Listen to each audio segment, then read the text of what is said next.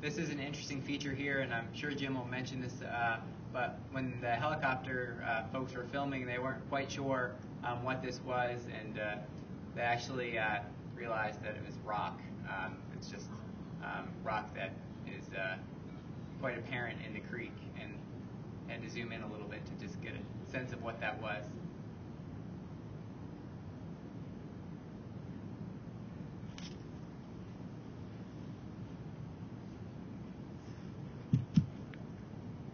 As the Gills Farm stand on the left. So 209.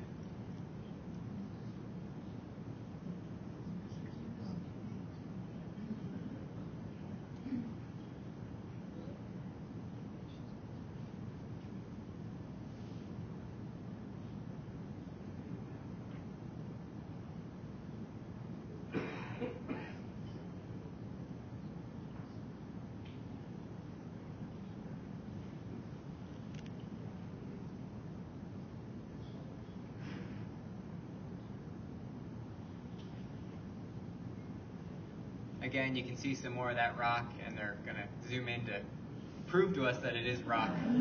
Because I wasn't believing them either.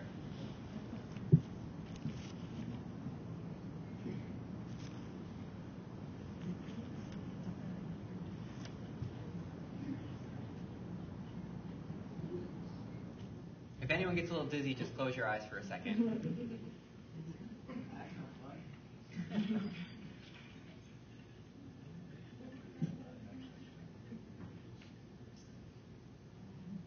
So you can see that this portion of the creek, this valley segment, is much different than, say, the Saugerty segment. You can see that there are lots more sediment in the creek. The channel has a lot of these sediment bars.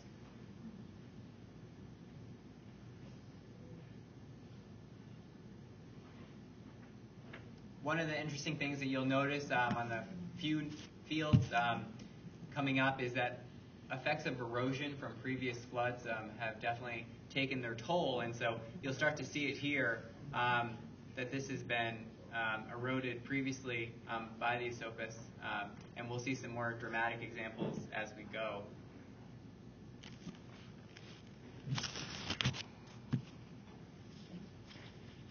From the Shelltown down to the Solomon Lighthouse, how long is the Esopus? About 30 miles. And that's just the lower portion of the Esopus. Yeah. You can see there a very pronounced area of previous erosion. Yeah. And in case you're wondering what this little strip is, it's actually for an airplane to land.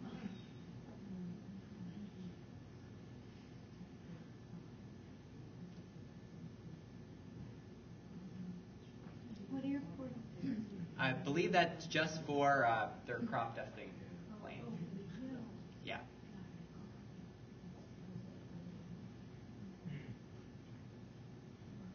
Esopus gets very close to 209 at this point on the left. You can see there's a pull-off here that some people sometimes park at and go fishing or put their boat in and explore this relatively open pond, pool area. And you can also see another one of these used now probably for irrigation. I'm not 100%, but that's probably a gravel mine, and we're going to see ones that a couple more gravel pits in a little bit.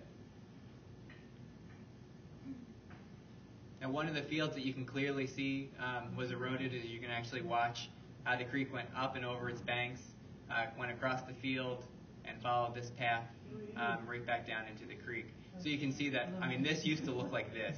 And obviously this is now not farmable, or at least it wasn't in April of 2008. And so it's a major loss. And it took out the trees and everything right there.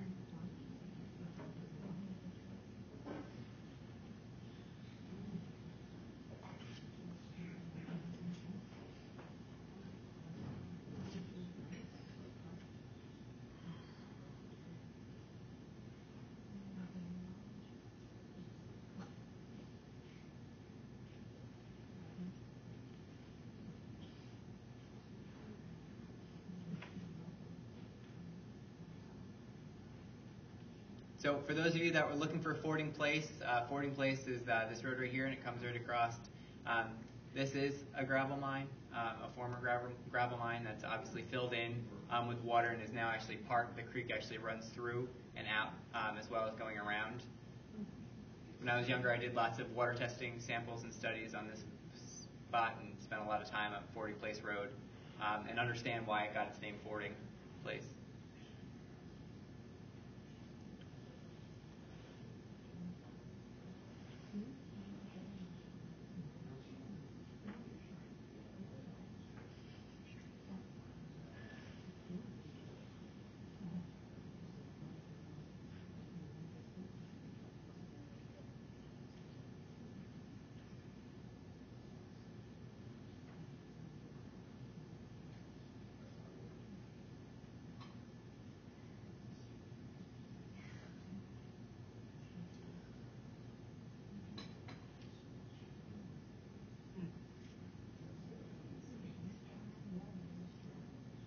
When we zoom back out again, on your left, you're going to see the Marbletown Recreation Park on Tongor Road.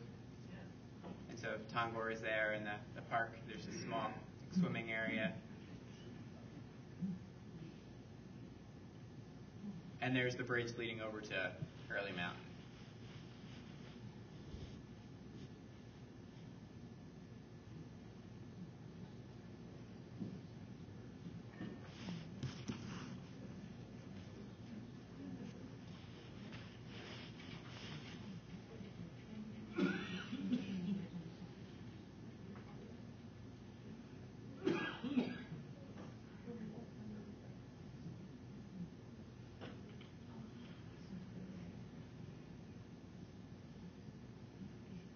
Now from here on, we'll be entering a different type of segment of the creek where it'll become more gorge-like and narrow.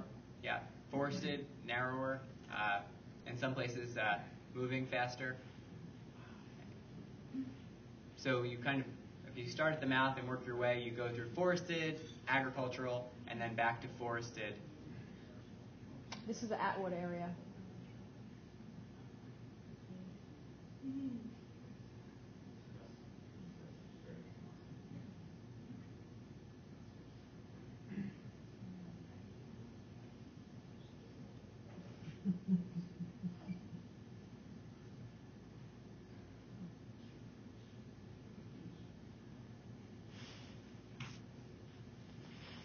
Other than the Esopus Bend area that is open for public access, another area that the public has gotten to visit and use so frequently is the Ashokan Field Campus, or now the Ashokan Center, and we're going to get to see that in just a minute.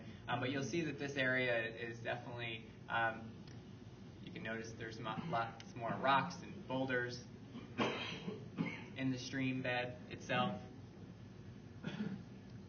This would be definitely more of a wild section of the stream, just at least in terms of wildlife. We could easily spot coyotes and bear, and you can find that in some other spots of the creek as well. But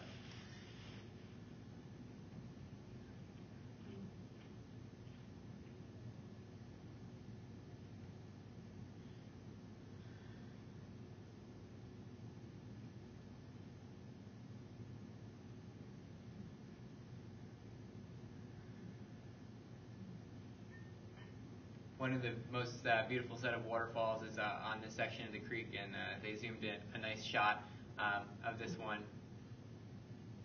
Some of the sections of this creek are just these sheer rock walls.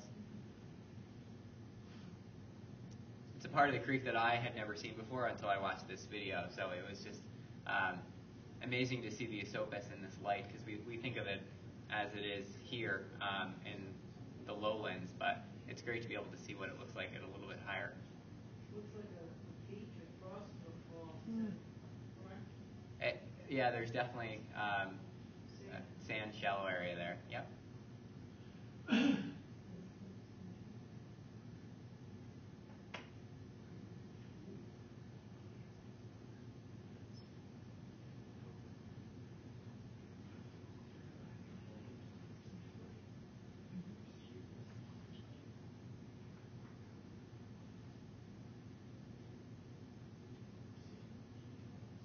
So we're getting close. We're almost there. You said this was Montana?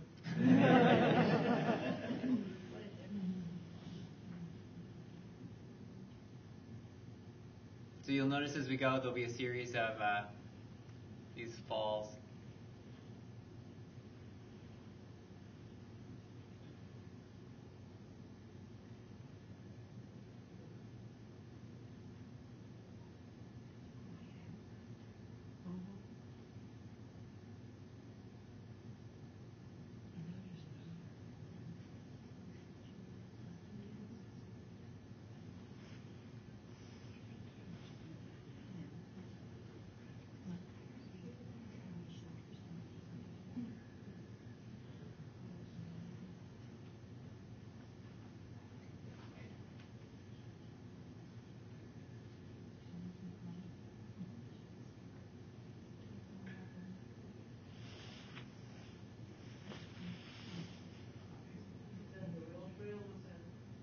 I think that's actually like a driveway for someone's residence.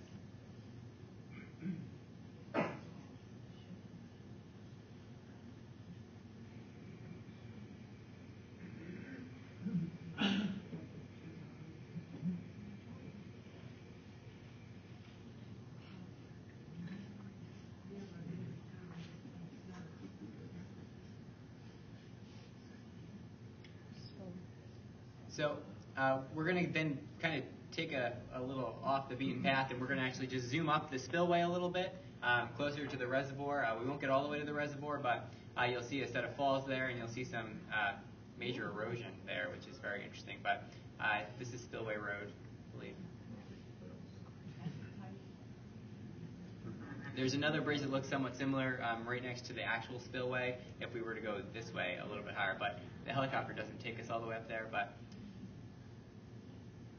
you can see there's not a whole lot of water coming over the spillway at that moment. And so we're going to go back out into the historic riverbed.